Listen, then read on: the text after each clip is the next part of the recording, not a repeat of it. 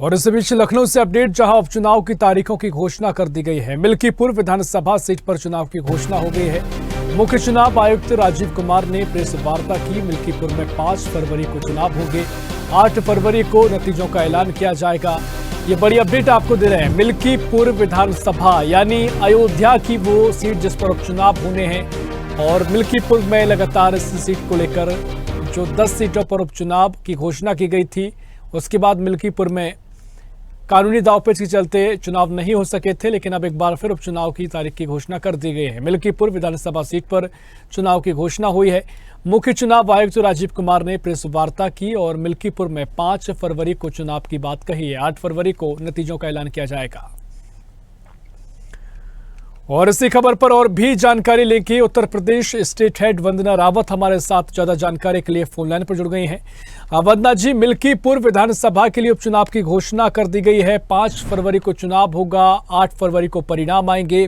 वही सीट है जिसपे 10 सीटों के साथ उपचुनाव की बात कही जा रही थी, लेकिन कानूनी दांवपेच रहे, तब चुनाव नहीं हो सका। अब किस तरीके से इस सीट के चुनाव को देखा जा रहा है? यूपी में मिल्कीपुर समेत कुल 10 सीटें रिक्त हुई थी। पिछले दिनों जब महाराष्ट्र और झारखंड का चुनाव का जब ऐलान हुआ, तो मिल्कीपुर सीट को छोड़ दिया गया था। अन्य 9 सीटों पर उपचुनाव का ऐलान किया गया था। चुनाव संपन्न भी हो चुके हैं, जिसमें से 7 सीटें बीजेपी और 2 सीटें सपा को गई। और मिल्कीपुर सीट का मामला जो था वो हाईकोर्ट में होने के कारण आयोग ने उपचुनाव का ऐलान नहीं किया था।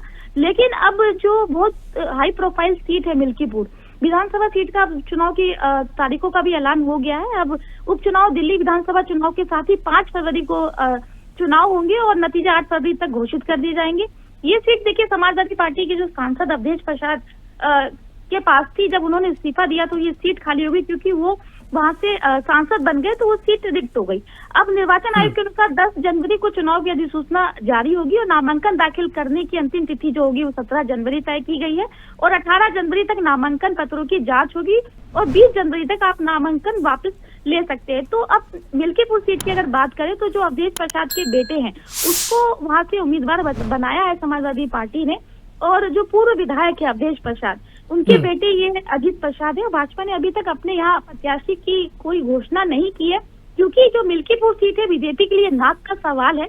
और लोकसभा चुनाव में अयोध्या सीट में हार जो मिली है बीजेपी को, तो मिल्कीपुर सीट भाजपा के लिए प्रतिष्ठा का सवाल बन गई है। पार्टी यहाँ पे हर हाल में जीत दर्ज कर सपा को कड़ी टक्कर देना चाहती है। पूरी तरीके से इसके लिए भाजपा रणनीति बना रही है। सीट को किसी भी तरीके से वो जीत कर एक संदेश देना चाहती है अयोध्या की जनता को कि जो जनता का समर्थन है वो हमारे पास है। जी निश्चित तौर पर वाकई में जिस तरीके से इसको लेकर तमाम बयानबाजी का दौर भी देखने को मिला था, और अयोध्या वाकई में बीजेपी के लिए काफी महत्वपूर्ण सीट है, तो देखना बड़ा महत्वपूर्ण होगा कि क्या दिलचस्प मुकाबला आगे दिखाई देगा। बहुत शुक्रिया फिलहाल आपका वंदना जी जानकारी साझा करने के लिए।